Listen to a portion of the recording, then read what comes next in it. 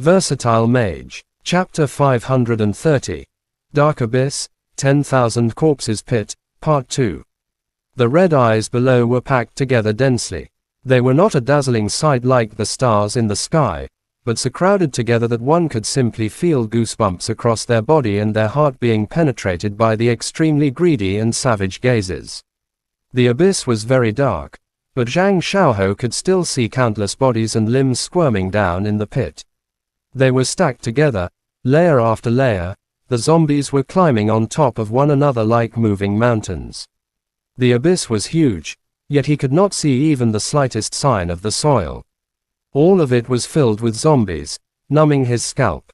The few zombies that were initially on the surface before it collapsed had dropped into the pit like raindrops falling into the ocean, lost completely among the rest of the undead. Thousands, tens of thousands. With so many undead gathered in a single pit, it was like lifting up the lid of a burning pot, resembling the 18th floor of hell, where countless souls were being tortured.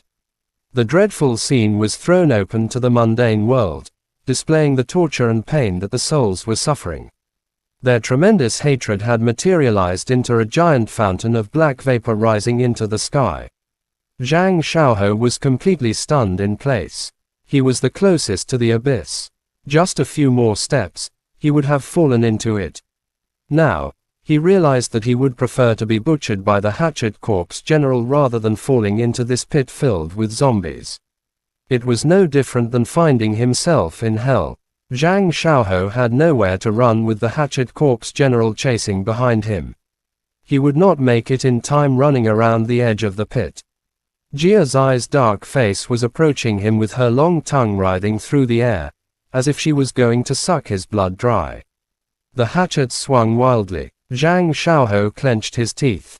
With his back against the pit of zombies, he had no choice but to have a final showdown with the hatchet corpse general. However, as he had just prepared to fight to his death, the hatchet corpse general suddenly moved in a different direction and chased after Shi Xiaoju. An eerie laugh burst into his ears. Zhang Xiaohou had never experienced the feeling of being unable to move his feet due to overwhelming fear before. It was not just because the deadly hatchet corpse general had just spared his life, but the fact that a hell on earth was right behind him, the burning pot with countless zombies. He fell to his knees weakly. It took him some time to gather his strength again and rise to his feet.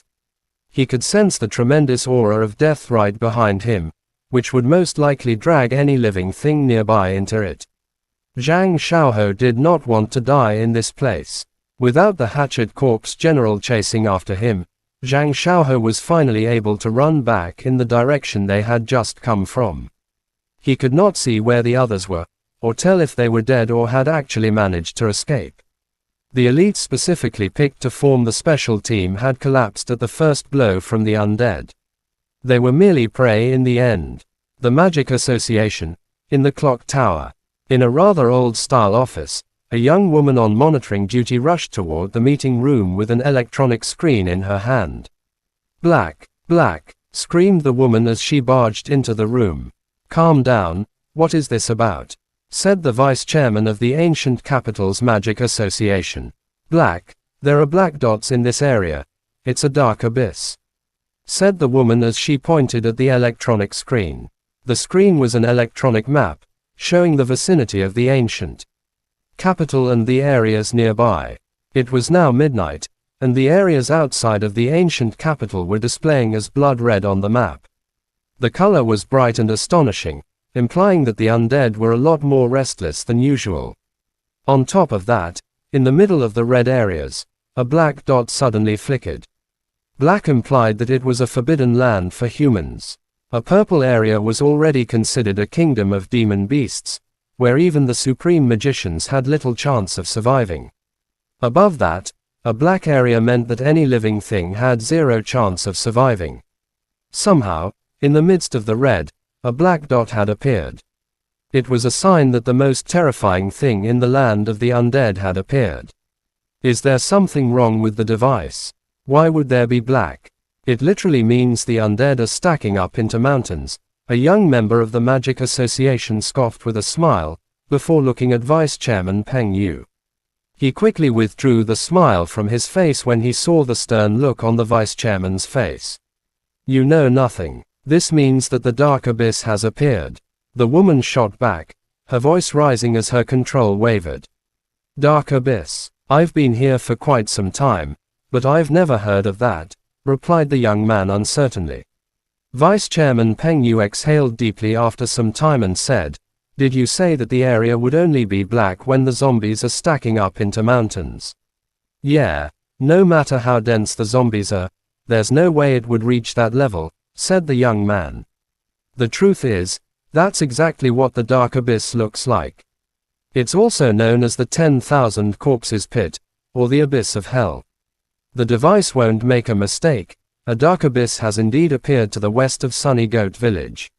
No. No way. The young man's face stiffened. Tell the other factions that a dark abyss has appeared. Even this thing has shown itself in the land of the undead. If we can't find the reason behind it, this whole place is going to turn into hell, said Vice Chairman Peng Yu sternly. It was common for the undead to roam around the ancient capital.